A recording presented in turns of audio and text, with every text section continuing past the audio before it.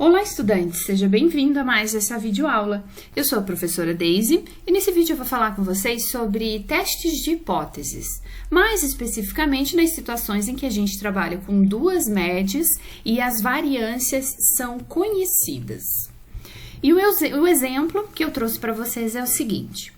Um pesquisador descreve um experimento de mistura, onde foram avaliadas a fibra X1, composta por polietileno e poliestireno, e a fibra X2, composta por polietileno e polipropileno, em que a variável de interesse é o alongamento da fibra, dado em quilogramas de força aplicada.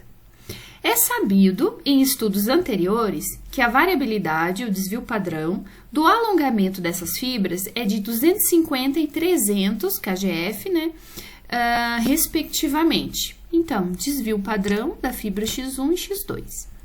Com os dados abaixo, esses dados aqui, testaram o nível de 5% de significância se a fibra X1 tem alongamento de fibra superior à fibra X2. Então, o que ele está pedindo para testar? Se o alongamento da fibra X1 pode ser considerado igual ao da fibra X2, ou se a média de alongamento da fibra X1 é maior que a X2. Então, nesse caso, a gente usou maior, porque é o que está pedindo na questão.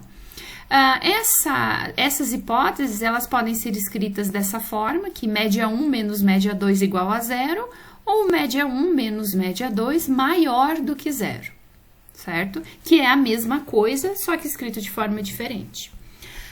Então, vejam, nessa situação, é uma situação onde a gente tem duas populações. A população da fibra X1, que foi lá e retirou-se uma amostra, e cada amostra foi medido os KGFs de cada amostra, e uma outra população da fibra X2, que foram retiradas essas amostras e também medido o alongamento da fibra.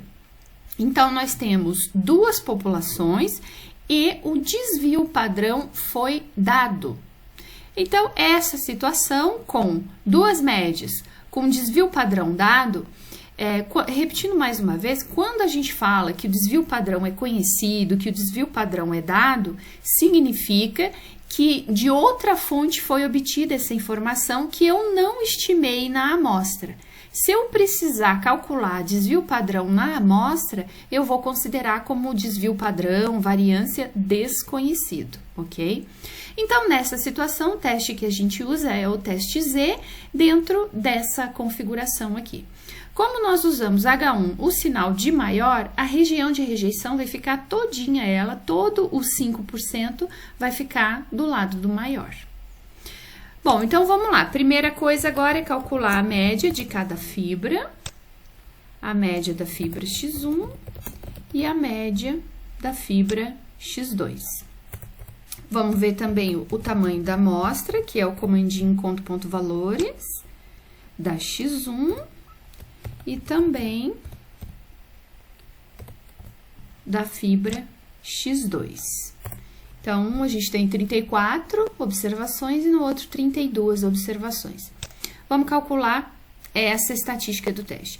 Percebam que aqui dentro dessa raiz a gente tem o sigma elevado ao quadrado. Quando está elevado ao quadrado é variância. E o que foi formado foi desvio padrão. Então, eu vou colocar aqui do lado o desvio padrão elevado ao quadrado. Então, eu uso esses valores aqui, que são de variância, certo? Então, bora lá calcular. O numerador dividido por uma raiz. Voltando aqui, no numerador, a gente tem média 1 menos média 2. E dentro da raiz, a gente tem dois termos. O primeiro termo é a variância 1 dividido pelo tamanho de amostra 1. E o segundo termo é variância 2 dividido pelo tamanho da amostra 2. Então, o nosso Z calculado, 2,34. Agora, eu preciso saber se esse 2,34 ultrapassou o limite aqui e entrou na região de rejeição. Então, vamos determinar qual é esse limite. Como a gente está fazendo o teste Z, é a distribuição normal padrão. Então, INV norme P.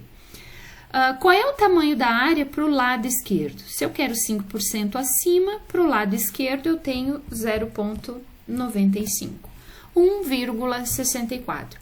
Então, se esse limite é 1,64, a nossa estatística do teste 2,34, eu entrei na região que rejeita H0, que é a região achurada aqui.